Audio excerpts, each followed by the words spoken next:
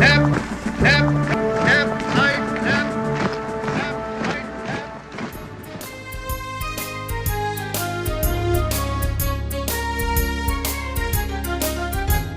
तू जिंदा है तू जिंदगी की जीत में यकीन कर, अगर कहीं है स्वर्ग तो उतार ला जमीन पर। तू जिंदा है तू जिंदगी की जीत में यकीन कर, अगर कहीं है स्वर्ग तो उतार ला जमीन पर। तू जिंदा है।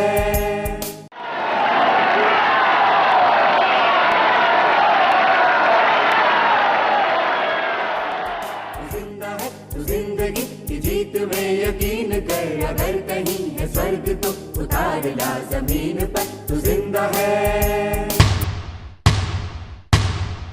ये गम के और 4 दिन, सितम के और 4 दिन, ये दिन भी जाएंगे गुजर गुजर गए 1000 दिन। ये गम के और 4 दिन, सितम के और 4 दिन, ये दिन भी जाएंगे गुजर गुजर गए 1000 दिन। कभी तो होगी इस चमन पे भी बहार की नजर, अगर कहीं है स्वर्ग तो उतार ला जमीन पर। तू जिंदा है तू जिंदगी की जीत में यकीन कर, अगर कहीं है स्वर्ग। हम कैसे समाज में रहते हैं जहाँ पर इंसान को अपना ही जीवन जीने की आज़ादी नहीं है? Women being raped and children being killed, and how insensitive our society has become. People are not wrong. What is wrong is their religion. What is wrong is their social ideology. Now the point is, do we want to sustain institutions in which equality and liberty cannot be sustained? एक समय था जब गरीबी से लड़ने की जरूरत थी, अब वो समय आया है जब सांप्रदायिकता से लड़ने की जरूरत है। Struggle against communalism can be properly waged by young people like you if you constantly interact with people around you. People are having so much of myths regarding Muslim community. हमारे खेलों तक पे असर देखने को मिलता है। अपने निजी स्वार्थों के लिए, निजी लाभ के लिए वो पूरे शहर का, पूरे समाज का माहौल बिल्कुल खराब कर देता है।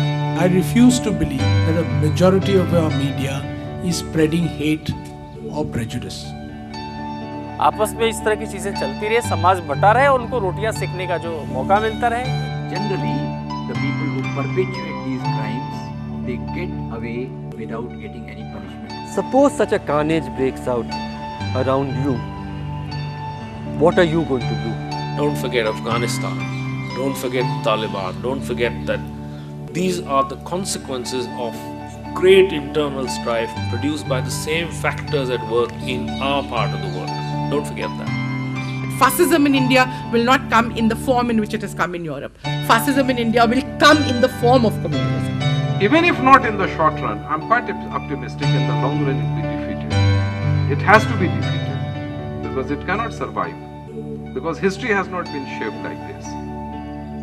And history will come to the rescue of the future of a great nation like India.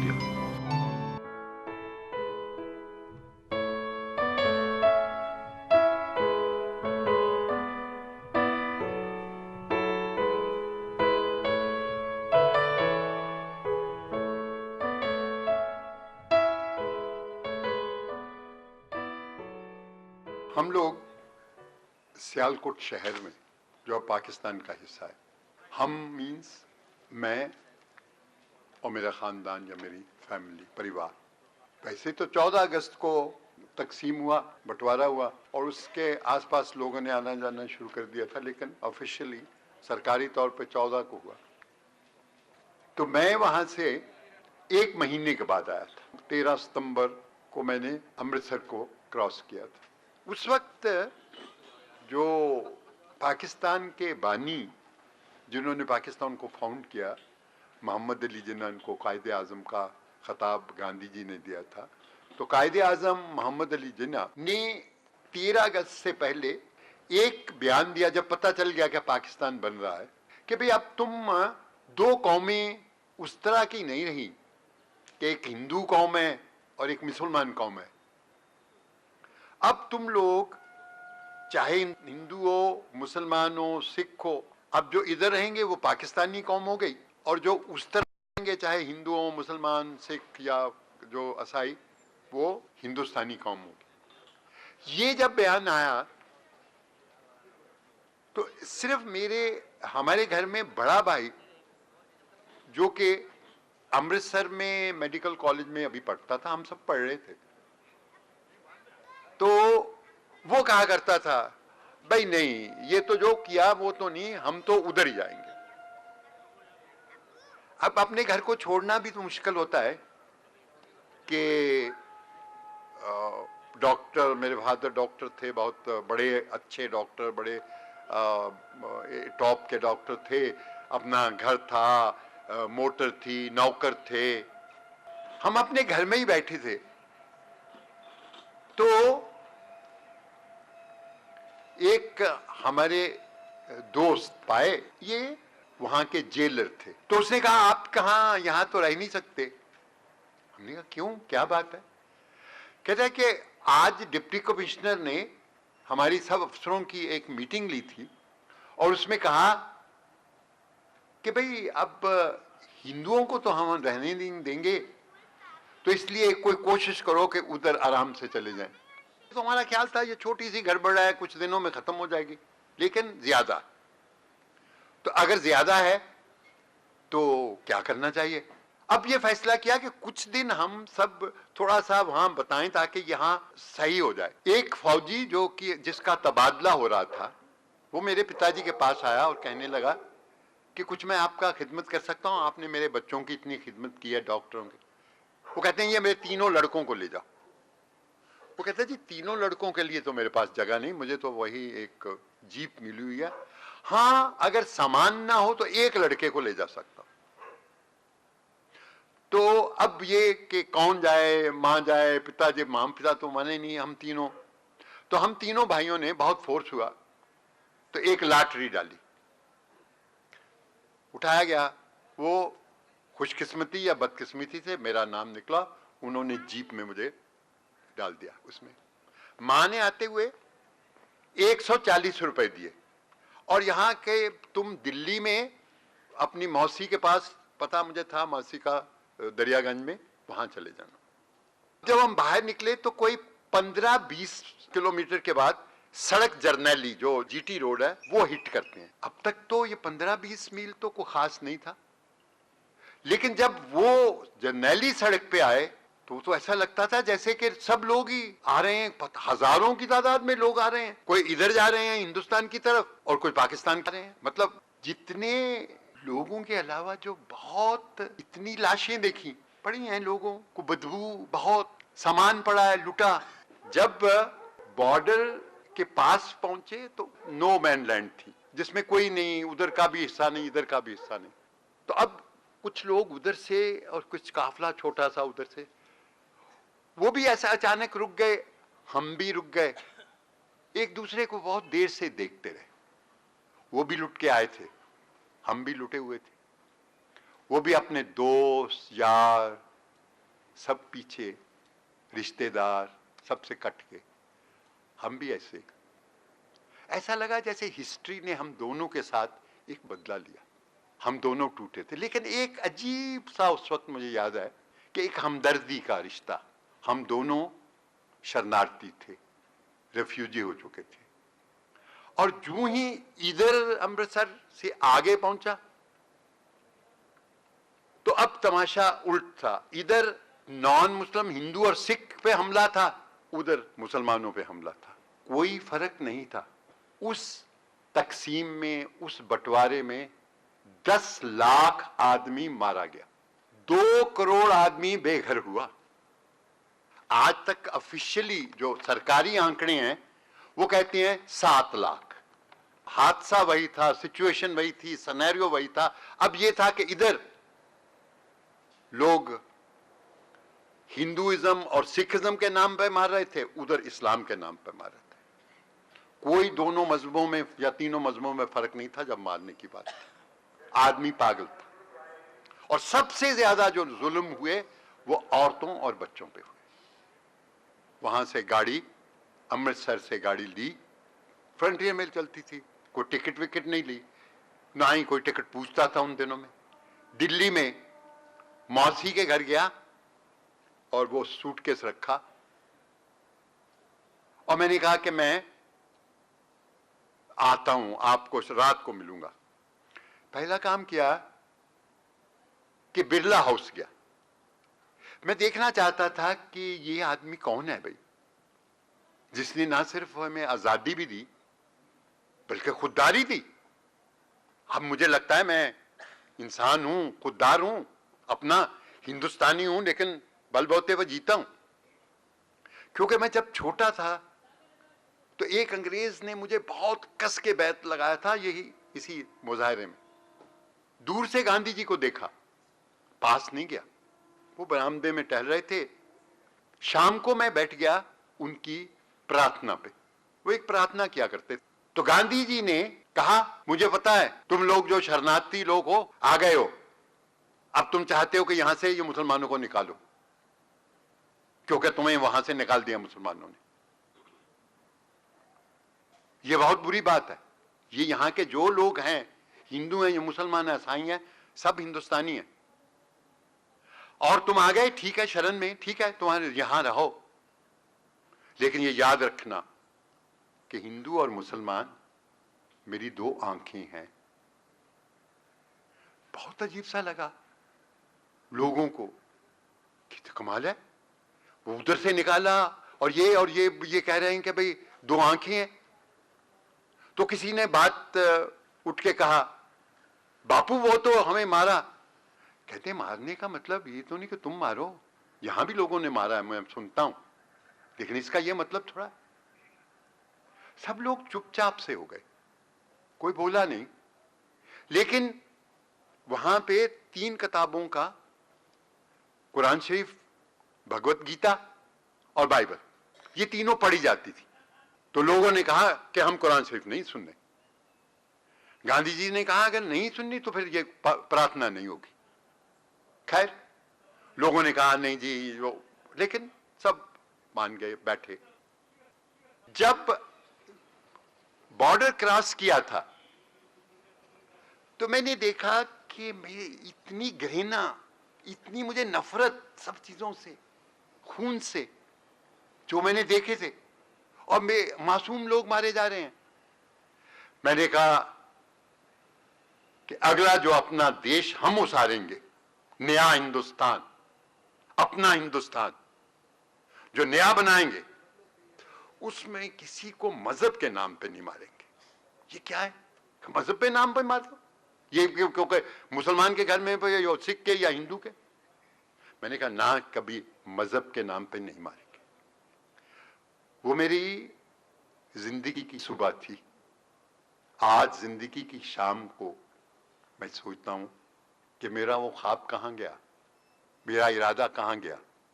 क्योंकि जब से तकसीम हुई है, कितने मुसलमान मारे गए, कितने सिख मारे गए, कितने हिंदू मारे गए।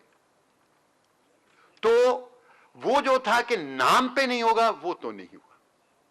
लेकिन ये फैसला किया कि ये जो छोड़ के आया, ये जो पाकिस्तान में लोग, अरे ये अपनी तरह की तो लोग हैं, वही जबान बोलते हैं, पंजाबी में तो बोलते थे, और दूसरा भी जबान कौन सी, उर्दू, हिंदुस्तानी, और ये उसी तरह की आदतें, उसी तरह का लिबास, उसी तरह का खाना।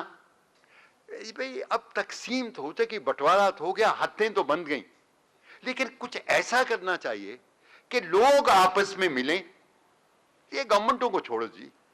और ये जो हद है, ये जो बॉर्डर जिसको कहते हैं, ये एक लकीर सी रह जाए ताकि हम उधर जाएं, वो भी इधर आएं। तो मैं इसी कोशिश में कि हिंदुस्तान और पाकिस्तान के रिश्ते, आपस में लोगों के रिश्ते अच्छे रहें। ठीक है, गवर्नमेंटें तो ये करती रहेंगी, कभी कश्मीर का सवाल होगा, हैदराबाद का सवाल था, और था। उस बात को भी आज 45 वर्ष हो गए। 3 लड़ाइयां भी हुई और एक कारगिल का भी हुआ।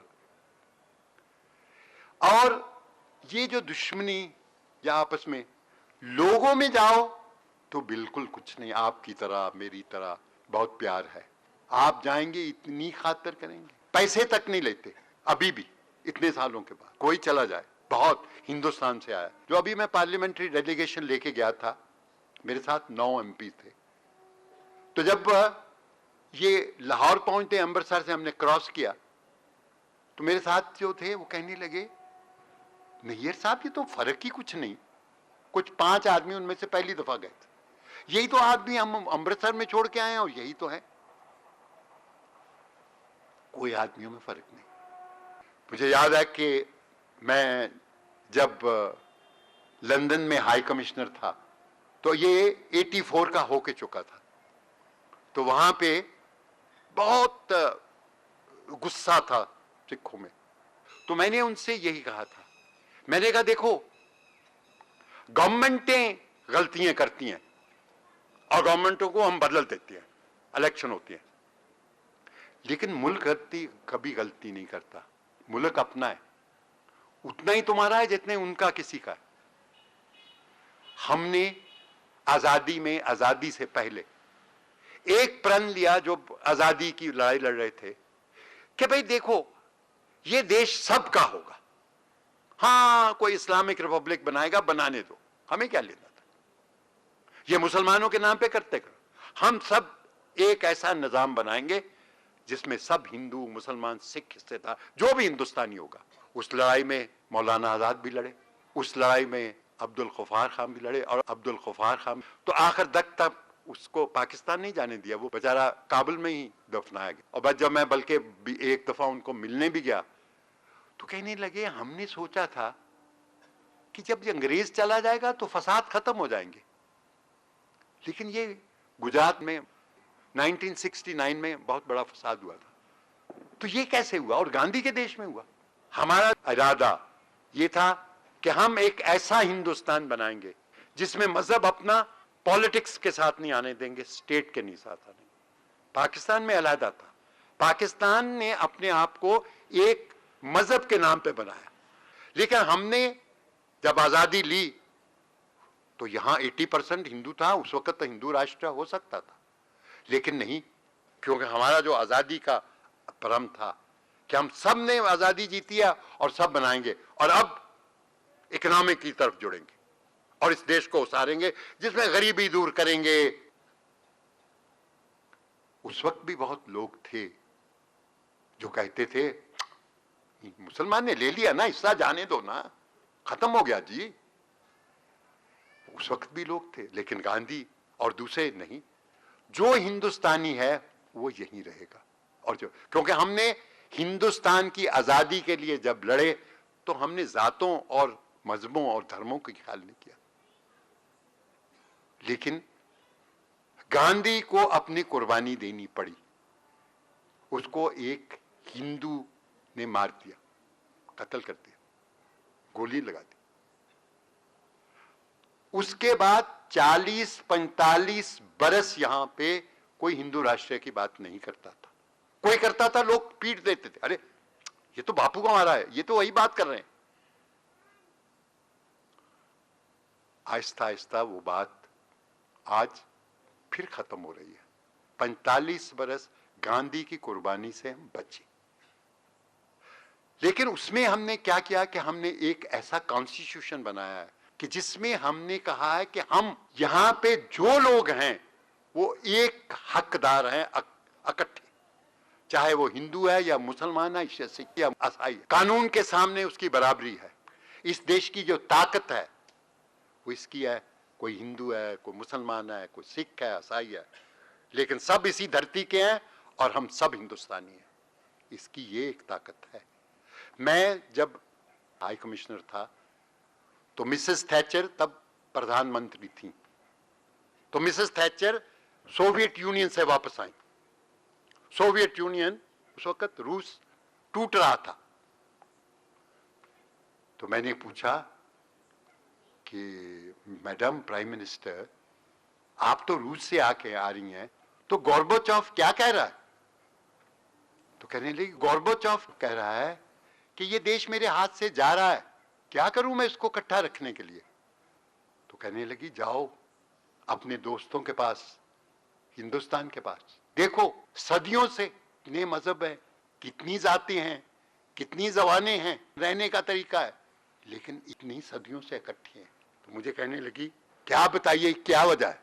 तो मैंने कहा कि देखिए हम हिंदुस्तान में ये नहीं देखते कि कोई ब्लैक है या वाइट है, हमारे यहाँ में एक आपस में एक दूसरे को सहने की शक्ति है। हम ये समझते हैं शायद कि हाँ पड़ोस में एक मुसलमान रहता है या सिख रहता है या कोई ईसाई रहता है तो क्या है, वो भी इंसान है।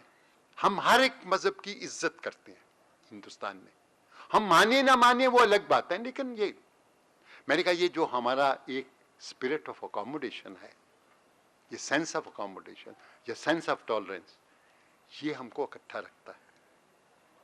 और जब बाबरी मस्जिद गिरी तो ये नहीं था कि मुझे लगता कि कोई गिरी, या मुझे लगा कि एक स्ट्रक्चर ऐसा गिरा जो हमारी परंपरा को एक रिप्रेजेंट करता था। एक बात मैं जिससे खत्म करना चाहता हूं वो ये कि चाहे हमारे रिश्ते पाकिस्तान से अच्छे हों या बुरे,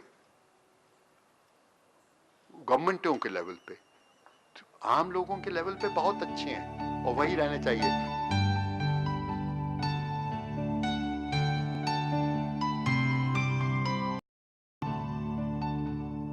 इन काली सदियों के सर से जब रात का आंचल ढलकेगा,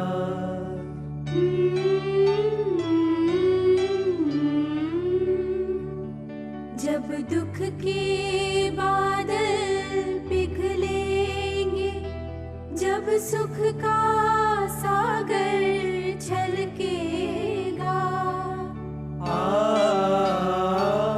जब अंबर झूम के नाचेगा, जब धरती नगमे गाएगी, वो सुबह कभी तो आएगी, वो सुबह